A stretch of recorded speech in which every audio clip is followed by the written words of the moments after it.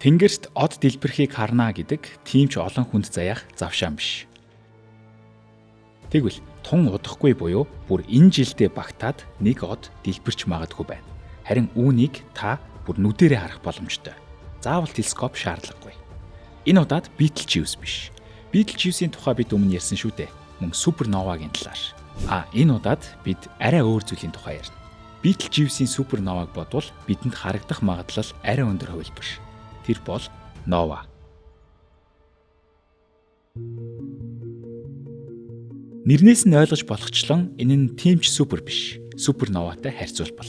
Гэхдээ бас ч үл болом сонирхолтой астрофизикийн үзэгдэл. Магадгүй үүнийг та амьдралдаа ганц л удаа харах боломжтой.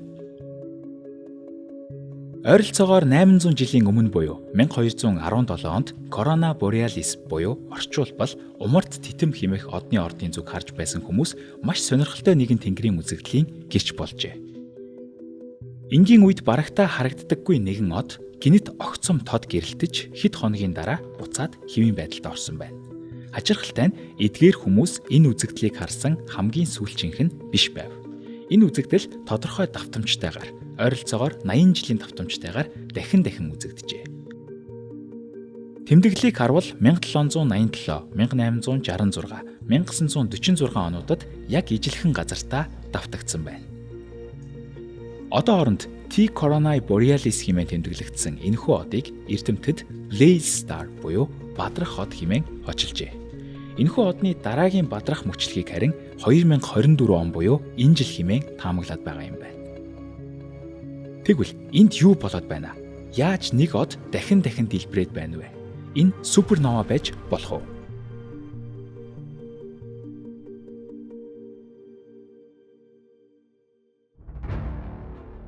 Суперновагийн хувьд авраг мастай оддын цөмийн түлшин дуусахтай зэрэгцэн таталцлаа дийлэлгүй дотгошоогоо хумигдах үед бий болж буй асар хүчтэй дэлбэрэлт юм. Энэ дэлбэрэлтийн үр дүнд хойно нь зөвхөн нейтроноос бүтсэн цөм эсвэл хар нүхэл үлддэг. Эдгээр нь дахин дэлбэрэх нөхцөл бараг үгүй юм. Учир нь эргэн тойрон дах бүх материа хамаг хүчээрээ галактик даяар засчихсан шүү дээ. Харин бадрах одны дахин дэлбэрэх нууцыг эрдэмтэд нова хэмээх үзэгдэлтэй холбож байгаа юм. Нова нь супернова шиг тийм ч алдартай биш. Гэхдээ дэлхийгээс ижилхэн харагдаж болдог. Харин тэнд нь очиод харвал цаадах процесс нь тис өөр гэдгийг та ойлгох болно. Нова үүсгэхийн тулд дор хаяж 2 одны систем байх шаардлагатай ба тэдний нэг нь цагаан одоо од байх хэрэгтэй. Цагаан одоо од гэж юу вэ гэдгийг бид одны мөхлийн тухай тайлбарлаж байхдаа дурдсан шүү дээ. Манай нар шиг бага масстай одод дэлбэрэхгүйгээр мөхөх үед хойно нь үлдэх цөм бол цагаан одоо од юм. Нэгсэндөө оддын цогцос гэж ойлгож болно. Жишээ нь манай нарны хувьд супернова болж дэлбэрэхэд хангалттай хэмжээний массгүй учраас жаахан уйдгартай байдлаар мөхөх тавилантай. Ойролцоогоор 5 тэрбум жилийн дараа цөмийн түлшин дуусах ба эцсийн хүчээ шавхахтай зэрэгцэн эзэлхүүнээ нэмсээр авраг улаан од болж тэлнэ. Ийхүү масса өөрөөсөө хитрхи хол аваачих тул нэгэн цагт тэднийг тогтоон барьж байсан таталцал эцэстээ үйлчлэгээ болж хамаг масса алдаж эхлэх юм. Яг л хувцас тайлж буй мэт. Үр дүнд нь үзэгсэлэнтэй гариган мананцар хүрээлэн бий болох ба харин үүний яг голд нь одны маань цөм буюу цагаан одоо од үлдэж хоцорно. Энэ од нь хэмжээгээрээ бараг манай дэлхий шиг буюу маш жижигхэн. Гэхдээ энэ жижигхэн байдалд нь хууртаж болохгүй. Цагаан одоо одноос нэг теннисний бөмбөгний хэмжээтэй материал аваад жинлэж үзэх юм бол бараг 1 тонн гаруй жинтэй байх болно. Өөрөөр хэлбэл асар их нэгтаршилтай гэсэн үг. Мөн энэхүү тогтоц хэдэн тэрбум жилийн турш гэрэлцсэн хിവэрэ байдаг. Насныхаа эцсийг тунчиг намуухан агаад үзэгсэлэнтэй байдлаар төгсөх тавилантай. Хэрвээ өөр нэгэн зүйл түүнтэй учрахгүй бол.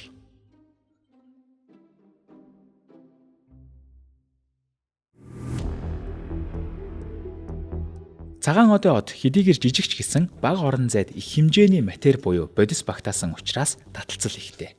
Тиймээс хэрв түүний ойр хавьд өөр нэг од байж таарвал түүнээс матери сурч эхэлдэг байна.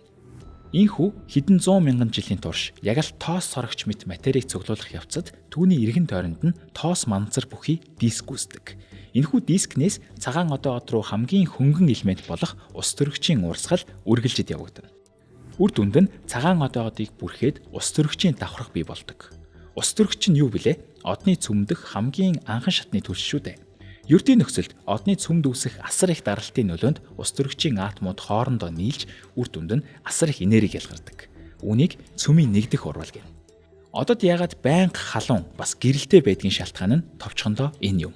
Гэхдээ нова процессын үед цөмийн нэгдэх урвал цагаан одоо одны цөм дотор явагдахгүй.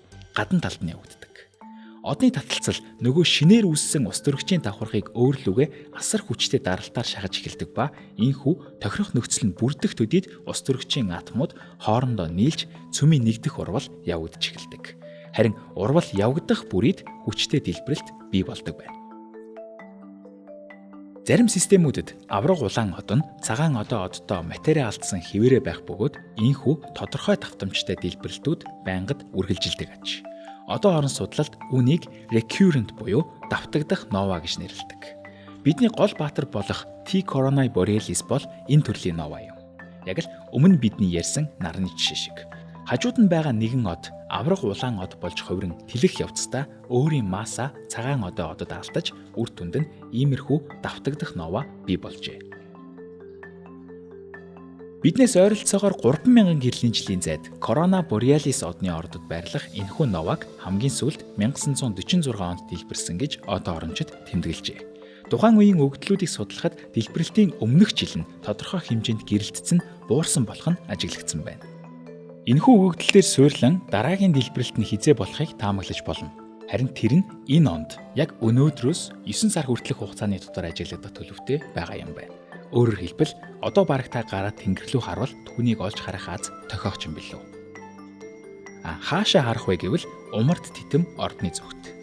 Энэхүү ордыг яаж олох вэ гэвэл хойд бөмбөрцгийн хамгийн тод оддоор баримжаа аваарай. Бидний сайн мэдих алтан гадас Arcturus Vega. Бүр бүтэхгүй бол зүгээр л Stellarium ч юм уу зориултын программыг нь утсан дээрээ суулгаад байршлаа синхрон хийгээд ашиглаарай.